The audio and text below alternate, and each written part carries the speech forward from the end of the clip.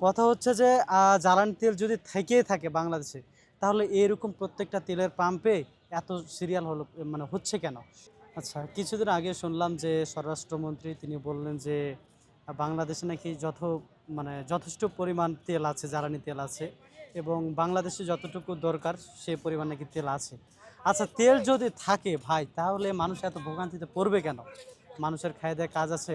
আচ্ছা, কথা হচ্ছে যে জ্বালানি তেল যদি থেকেই থাকে বাংলাদেশে, তাহলে এরকম প্রত্যেকটা তেলের পাম্পে এত সিরিয়াল হচ্ছে কেন? এর আগেও যখন আমরা দেখি যে বিভিন্ন কারণে খালি একটা গুজব ছড়াইলে ভাই বাংলাদেশের দাম বেড়ে যায়। মানে বাংলাদেশের যেকোনো জিনিসের দাম বেড়ে যায়। লবণের দাম বেড়ে যায়, আপনার যে কি বলে পেঁয়াজের দাম বেড়ে যায়, মরিচের দাম বেড়ে যায়।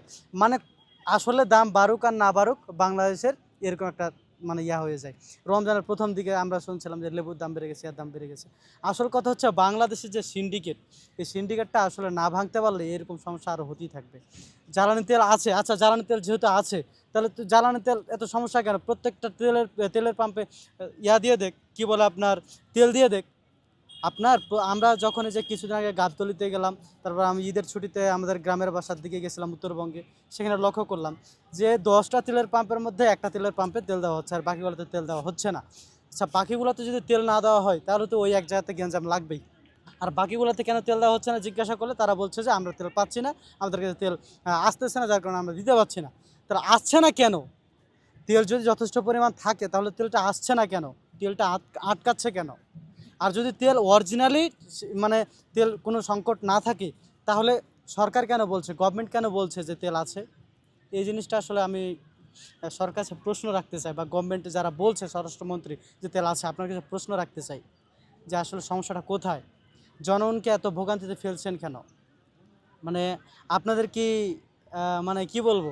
আপনাদের যে সমস্যা ওইটা বলেন, আপনাদের ব্যর্থতা আপনারা বলেন। মানুষ ওইটাই বিশ্বাস করবে। মানুষ ওইটাই আপনাদেরকে দিন শেষে অ্যাপ্রিশিয়েট করবে যে না, আপনাদের সমস্যা আপনারা পারছেন, চেষ্টা করছেন। কিন্তু আপনারা চেষ্টাও করছেন না, বা চেষ্টা করছেন, পারছেন না, আবার বলছেন যে তেল আছে। মানে এটা কি ধরনের কথা ভাই? তো কথা হইলো যে, যেরকমই সমস্যা হোক, তেলের সংকট যদি থেকে থাকে, তাহলে আপনারা ব্যবস্থা গ্রহণ করুন। আপনারা তেল সংকট দূর করুন। আর তেল সংকট যদি দূর না করতে পারেন, তাহলে আপনারা বলে দেন যে না, তেলের সংকট আছে, আপনারা এইরকম একটু সাশ্রয়ীভাবে চলেন, আপনারা এইরকমভাবে চলেন। আ এটা আমরা রিকভার করে ফেলবো কিছুদিনের মধ্যে। আপনারা সেটা বলেন, সেটাও বলেন না। আপনারা বলছেন যে তেল আছে, আবার এদিকে পাম্পে গেলে তেল নাই। এটা কি ধরনের মশকরা ভাই?